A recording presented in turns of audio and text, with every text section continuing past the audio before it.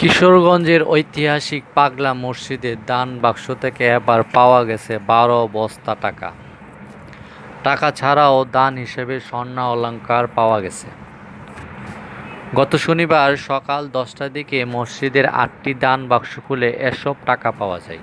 মসজিদ পরিচালনা কমিটির সাধারণ সম্পাদক ও কিশোরগঞ্জ পৌরসভার মেয়র মাহমুদ পারভেজ এ তথ্য নিশ্চিত করেন। এবার প্রায় ৬ মাস ৭ দিন পর মসজিদের দান বাক্সগুলো খোলা হলো।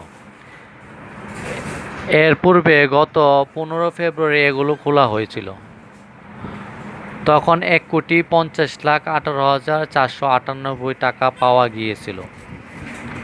সাধারণত ৩ মাস পর পর দান বাক্স খোলা হয়, তবে এবার করোনা মহামারীর কারণে দেরিতে এগুলো খোলা হয়। মসজিদ পরিচালনা কমিটির সূত্রে জানা গেছে, গত শনিবার সকাল ১০টার দিকে কিশোরগঞ্জের জেলা প্রশাসক ও মসজিদ পরিচালনা কমিটির সভাপতি মোহাম্মদ সারোয়ার মুর্শেদ চৌধুরীর নেতৃত্বে জেলা প্রশাসনের দায়িত্বপ্রাপ্ত কর্মকর্তাদের উপস্থিতিতে ঐতিহাসিক পাগলা মসজিদের ৮টি দান বাক্স খোলা হয়।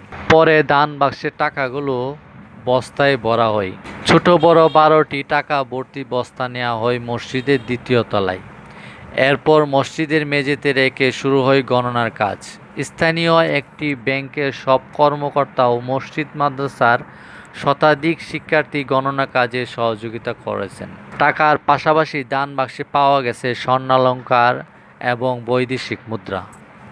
টাকা গণনার কাজ তদারকি করছেন কিশোরগঞ্জের অতিরিক্ত জেলা ম্যাজিস্ট্রেট মোহাম্মদ গোলাম মোস্তফা, অতিরিক্ত জেলা প্রশাসক সার্বিক মোহাম্মদ আবদুল্লাহ আল মাসুদ, পাগলা মসজিদ কমিটির সাধারণ সম্পাদক পৌর মেয়র মাহমুদ পারভেজ, নির্বাহী ম্যাজিস্ট্রেট ফজলে রাব্বি, মাহমুদুল হাসান, উবাইদুর রহমান সাহেল, পাগলা মসজিদের প্রশাসনিক কর্মকর্তা মোহাম্মদ শওকত উদ্দিন ভূঁইয়া ও রূপালী ব্যাংকের কিশোরগঞ্জ শাখার কর্মকর্তা।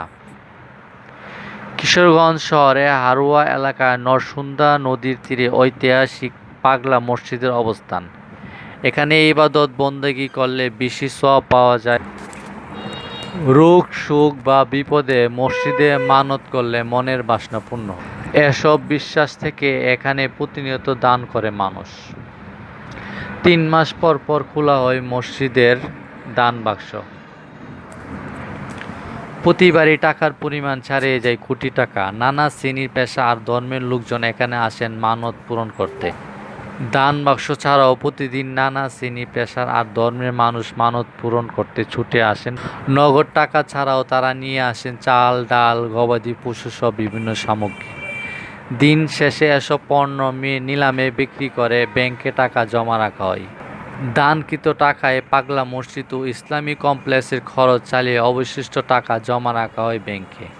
দানের টাকা থেকে জেলার বিভিন্ন মসজিদ, মাদ্রাসা ও এতিমখানায় অনুদান দেওয়া হয়। আপনারা যারা চ্যানেলটি এখনও সাবস্ক্রাইব করেন নাই, চ্যানেলটি সাবস্ক্রাইব করে দিবেন।